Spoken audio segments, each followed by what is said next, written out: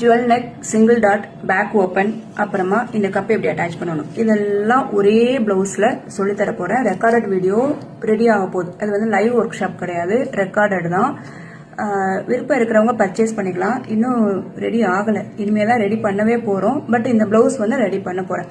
உங்களுக்கு தேவைப்படுதோ இல்லை உங்களுக்கு தெரிஞ்சவங்களுக்கு யாருக்காவது தேவைப்படுது அப்படின்னாக்க நீங்கள் அதை தாராளமாக ப்ரீ புக்கிங் கூட பண்ணிக்கலாம்.